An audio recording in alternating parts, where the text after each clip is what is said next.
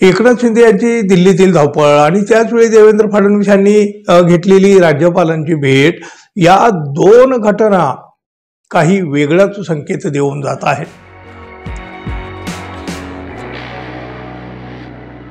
मित्र हो, नमस्कार. महाराष्ट्राच्या राजकारणामध्ये बघा, रोजच काही ना काहीतरी नवं घडतं, काहीतरी आक्षेपार्ह घडतं. खरं तर आक्षेपार्ह आणि वादग्रस्तच अधिक काहीतरी घडतं.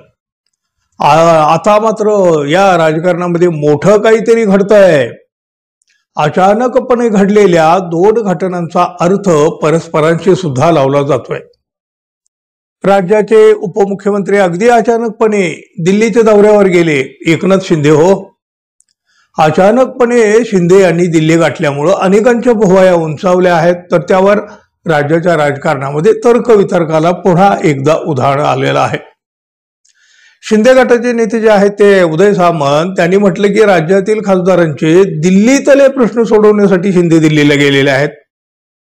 पण त्यांच्या या अचानक दिल्ली दौऱ्यामुळं राज्याच्या राजकारणात मात्र मोठ्या घडामोडींना वेग आल्याचं म्हटलं जात आहे. महायुतीमध्ये मोठं काहीतरी घडतंय अशी शंका अनेकांना येऊ लागलेली आहे.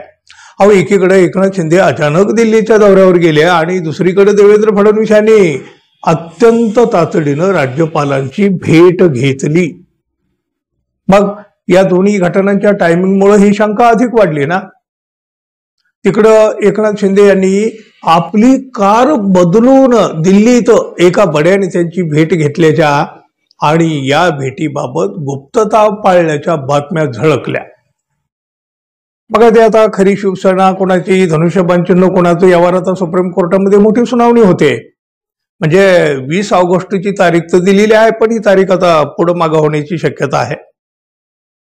महत्वाची बाब म्हणजे एकनाथ शिंदे आपल्या दिल्ली दौऱ्यादरम्यान कायदेशीर तज्ज्ञांशी म्हणजे वकिलांशी वगैरे चर्चा करण्याची शक्यता आहे.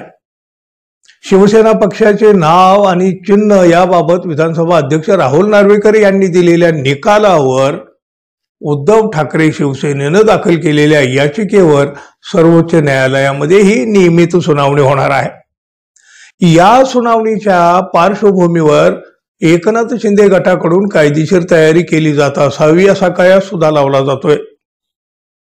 सुप्रीम कोर्टाचा निकाल जर विरोधात गेला मित्रांनो, तर शिंदे गटाचं भवितव्य पूर्णपणे कोलमडून पडणार आहे आणि राज्याच्या राजकारणाची सगळी समीकरणच बदलून जाणार आहेत.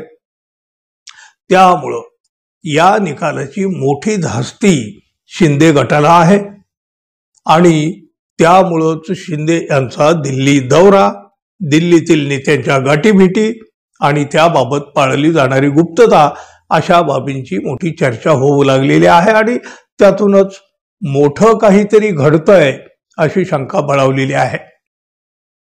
एकनाथ शिंदे यांची दिल्लीतील धावपळ आणि त्याचवेळी देवेंद्र फडणवीस यांनी घेतलेली राज्यपालांची भेट, या दोन घटना काही वेगळाच संकेत देऊन जात आहेत. पडद्याआडून घडणाऱ्या या घटना महाराष्ट्रातील राजकारणामध्ये येऊ पाहणाऱ्या सर्वात मोठ्या राजकीय भूकंपाची नांदी तर नाही ना, असा प्रश्न सुद्धा अनेकांच्या चेहऱ्यावर उमटलेला आहे. अर्थात या प्रश्नाचं उत्तरही येत्या काही दिवसात मिळण्याची शक्यता आहे. उत्सुकता तर सगळ्यांनाच आहे. पाहूया आगामी काळामध्ये आपल्या राजकारणामध्ये काय काय घडतंय, काय पडसाद उमटतात, काय भूकंप होतात किंवा आणखी काय काय घडणार आहे ते. धन्यवाद. पुन्हा भेटू. तोपर्यंत नमस्कार.